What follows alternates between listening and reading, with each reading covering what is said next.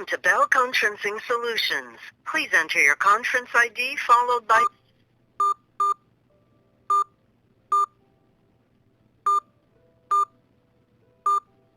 Thank you. You will now be placed into conference.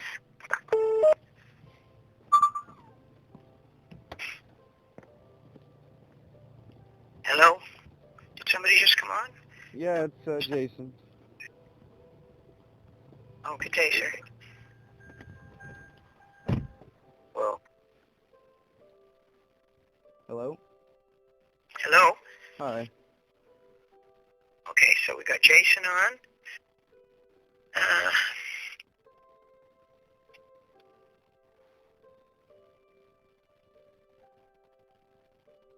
And we have Alice, and we have Ashley. We have Mr. Thompson. Waiting on Peter, King. Yeah, I've got that, yeah. I assume that Ms. Harris is going to speak with Jason Ehler. That's correct, yeah. Thank you. I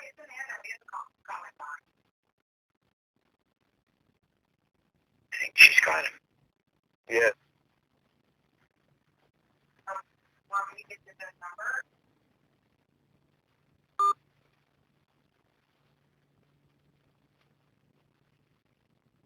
Okay, perfect. Thank you.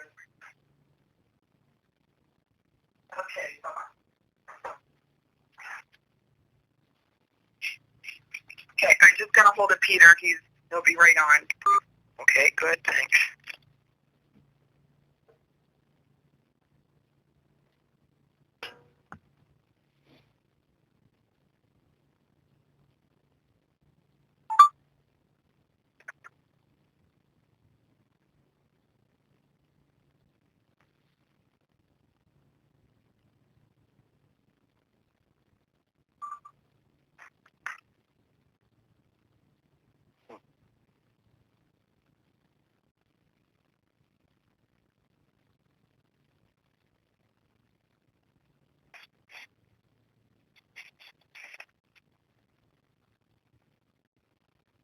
Gene, Yeah.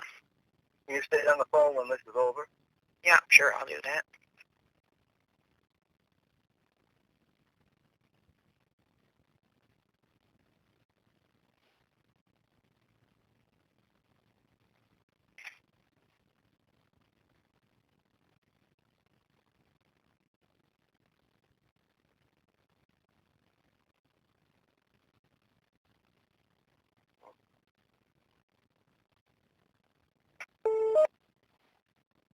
Hello? Morning. It's Peter? Morning, Peter. It is. Yes, my apologies for being raised. No problems. No problems. All right, I think we have everybody online again. So this conference call was initially set to discuss disclosure. The issue of whether the pleading should be amended to add Ms. Brown as a party was mentioned at some point. And before we discuss disclosure, I would like to hear some reason why Ms. Brown should or should not be added as a party, or whether she even needs to be, whether the pleadings need to be amended. I've seen the letter from the commissioner, and she was advised by the commissioner that I haven't got the wording in front of me, but that he did not say her complaint was dismissed. He said that her complaint would be, I've got the note over here somewhere, I'm sorry. Her complaint was already being dealt with under... Processed, I think processed, yeah. He said her complaint would not be processed. He didn't say it would be not be considered. And what he meant by that, I would assume, and what I would take from that is that, of course, it would not get a separate investigation. Its processing would follow the processing that existed. There was no reason apparent why her complaint would not continue on to the board once the issue was already sent to the board, which it was following the investigation. So is there some reason, and it escapes me, why she should not be considered a party? I can speak to that, and I just want to clarify. It was never our intent to not participate in today's call. I'm sorry if there was some confusion in the email that was sent. The objection was simply to Ms. Brown attending the call today until such time as the board made a determination on whether Ms. Brown would be added as a complainant. So I just wanted to clarify that. And certainly, there's no ability to argue here that Ms. Brown is not an interested party. Our concerns, I would say, are more of a practical nature. One of the concerns is by adding Ms. Brown as a party to the proceeding, Ms. Harris will be representing both the interests of Ms. Brown and Mr. Ehler. And of course, anytime there are two complainants involved in one counsel, there is the concern or possibility that a conflict may develop at some point in the solicitor-client relationship. And so that is just one practical concern that we have identified. The other relates to there are discussions that we have had that I would say are ongoing with Ms. Harris as it relates to disclosure. There are some agreements that have been reached as it pertains to the disclosure that has been provided to Ms. Harris. But those discussions to date have really just involved and resulted with Mr. Ehler being a complainant. So in the event Ms. Brown were added as a party to this proceeding as a complainant, then we would be seeking that those same arrangements and agreements that we have in place as it relates to the disclosure with Mr. Ehler be put into place for Ms. Brown as well. And again, as of Friday, we've not had an opportunity to further discuss that. I assume that will be the case, but again, we hadn't had an opportunity to discuss and confirm that with Ms. Harris. So again, the concerns are really just of a practical nature, and there was always the intent to be on this call. We certainly were not going to boycott the call. It was really just as it relates to whether or not at this stage Ms. Brown be involved in the call until such time as we had an opportunity to discuss the issue. Those are the only positions that I have. Ms. Harris, can we hear from you? Ms. Harris? Good morning. Yes, I can certainly confirm that I do have instructions with respect to the disclosure from Ms. Brown. So if she were to be added as a party, she would agree to the same conditions that we've worked out with Mr. Ehler. So I think we can allay that concern here today. With respect to a potential conflict, first, with respect, I don't think that the concern over conflict should exclude Ms. Brown from becoming a party. She is an interested person, very much interested, just as much as Mr. Ehler. So I don't think the answer is that she can't be added as a party. I don't know what the potential conflict could be. I think I can confirm that I have sort of worked out internally between Mr. Ehler and Ms. Brown any potential conflict that I see. I do have another lawyer in our firm, Mr. Bruginet, who's involved in the case. If that helps, there's two counsel that could help allay any concerns there. I don't know what else I can really speak to in that regard. Well, whatever the situation, obviously, she has an interest in the proceedings. She very much so, and she had filed a complaint, and the complaint, the exact same complaint, has been processed and investigated, and I think it was never the intention of the commissioner that her complaint would be dismissed because Mr. Ehler's was going forward. I'm sure that was not what the commissioner intended, and I have no intention of going back to him and asking him because I know he would confirm that. So she has to be added as a party. If something emerges as the matter moves forward, then it can be dealt with at that point in time. But she has to be a party, obviously, if she wishes to be a party. You know, it's her option to not be a party, but she does want to be a party, as I understand it. So Yes, I agree. Great. And, if you want to formally amend the pleadings to show her as a party, you can certainly do so, but if you want to do a consent order, we can do that. And any wording of the consent order should reflect the fact that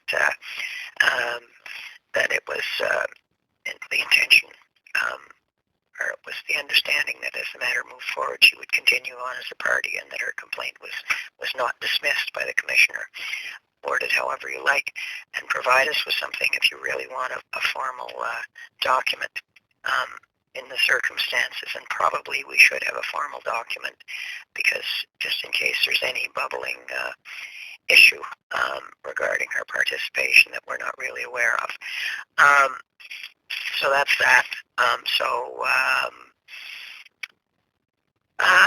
Let me see.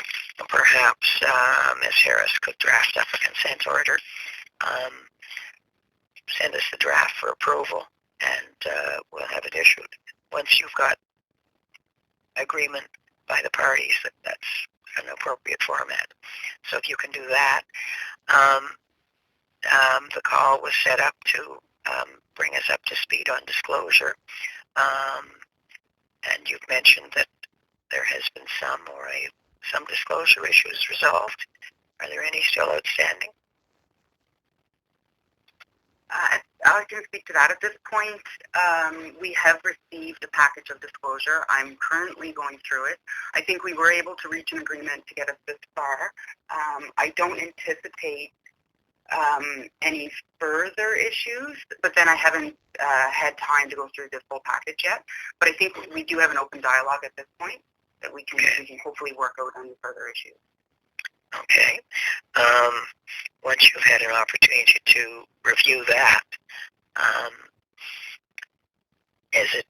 will you be ready to start to move forward to identify witnesses and scheduling and so on? Yes, I will be, yeah. Okay.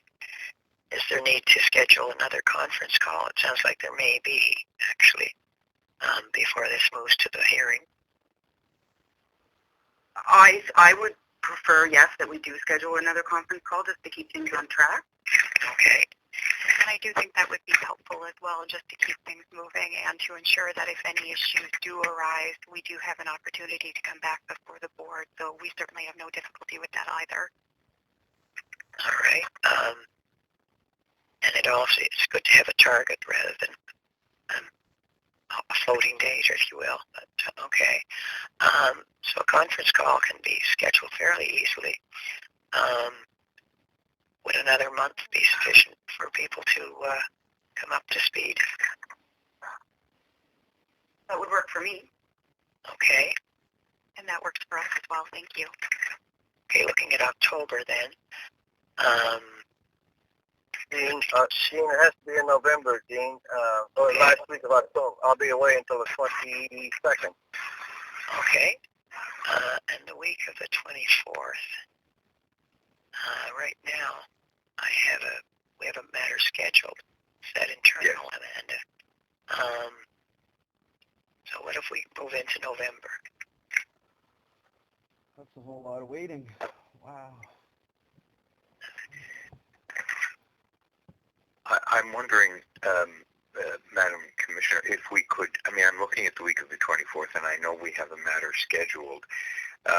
If we could do this that week, I think you and I think we'd be in the same spot. We might be able to do it at a lunchtime or an early morning before we begin the hearing. Yeah, or we could begin on at 10 o'clock, for example, if necessary. Yeah. So let's book it for the morning of the 24th, assuming that council is also available. It would work for me early morning. I do have a trial that week, but if we could do it early mornings, I could still make that work. Okay. Early morning would be fine. Okay. Early morning, say 8:30. 8:30 would work. Okay. Yes, that's no problem. Does anyone have any difficulty with that? No. No. Okay, 8:30, October 24th. And we hope the disclosure issues are tied up by then, and by that time the order should have been circulated and finalized. So I guess that's... Yeah. Gene, Charles Thompson is on the phone too. I don't know if there's any issues raised. Oh yeah, sorry. No, I have no issues with that time at all. Yeah. Okay. Is there anything further? Not from our perspective. Oh, sorry. I didn't hear you. I just indicated not from our perspective. Thank you. Okay, thank you. Anyone else? Not from our perspective either, no. I just want to say we have to enshrine the February hearing date because they're going to involve a plane ticket, which will be non-refundable, no doubt. Okay? Yeah. So that is an immovable date, and should not be seeking an adjournment unless you plan to contribute to the cost associated. So that is a very firm date. Anything else? That's it? All right. Thank you very much. And Simon and I are going to just stay on the line for a minute, Amanda, after everybody shuts up down, I think. Yeah. Sometimes when Amanda hangs up, it's over. But let's see what happens, Simon. Okay, no problem. Great. Thank you very much. Okay, thank you. Thank you.